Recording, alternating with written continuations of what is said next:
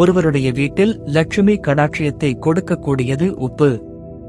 இந்த உப்பினை சமையலறையில் எப்படி, எங்கே வைக்க வேண்டும்? அடுப்புக்கு பக்கத்தில் வைக்கலாமா? உப்புக்கு ஆன்மீகத்தில் உள்ள முக்கியத்துவம் என்னென்ன? சுருக்கமாக பார்ப்போம்.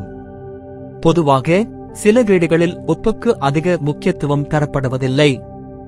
கல் உப்புக்களை தவிர்த்துவிட்டு சால்ட் பயன்படுத்தப்படுவதும் அதிகரித்து காணப்படுகிறது. வீட்டில் கல் உப்பு எப்படி பயன்படுத்த வேண்டும் என்று சாஸ்திரங்களில் சொல்லப்பட்டுள்ளது. அந்த வகையில் சமையலறையில் அடுப்பை நோக்கி பெண்கள் சமையல் செய்தால் வலதுகை பக்கத்தில் உப்பு ஜாடி இருக்க வேண்டும். எப்போதுமே கல் உப்பினை அதற்குரிய ஜாடியில் போட்டு வைக்க வேண்டும்.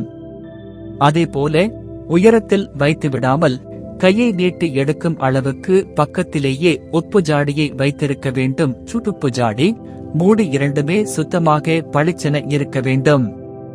மகாலட்சுமியின் அம்சம் என்பதால் அதில் அழுக்கு படியவிடக்கூடாது. அதற்காக மாலை 6 மணிக்கு மேல் உப்பு ஜாடியை கழுவக்கூடாது.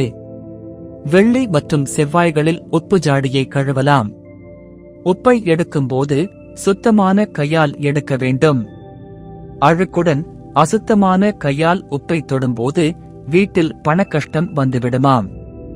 பீங்கான் போன்ற ஜாடியில் உப்பு போட்டு வைத்திருக்க சொல்வதற்கு காரணம், இந்த பீங்கான் பாத்திரத்தில் ஒளி உட்செல்வதில்லை.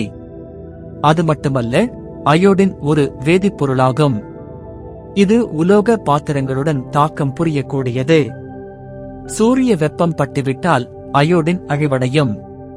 அதனால்தான் உப்பினை வேறு உலோகத்துடன் தாக்கம் புரியாத வகையில் பாதுகாத்து பயன்படுத்த வேண்டும் என்கிறார்கள். அடுப்புக்கு பக்கத்திலேயே உப்பு ஜாடியை வைக்கக்கூடாது என்பதற்கும் இதுதான் காரணம். உப்பில் உள்ள அயோடின் சத்துதான் நமக்கு இன்றியமையாது. வெப்பம் பட்டுவிட்டால் அயோடினும் அழிந்துவிடும். உப்பு எப்போதுமே கீழே கொட்டிவிடாமல் பார்த்து கொள்ள வேண்டும். அப்படி கொட்டினால் அது துரதிர்ஷ்டமாக கருதப்படுகிறது. ஒருவேளை தவறி விழுந்தாலும் கால்களால் உப்பை தொடக்கூடாது. பழைய உப்பை ஜாடியில் வைத்திருக்காமல் அதை நீக்கிவிட்டு புதிய உப்புக்களை சேர்த்து வர வேண்டும். இதனால் வீட்டில் நிலவும் எதிர்மறை ஆற்றல் விலகிவிடும்.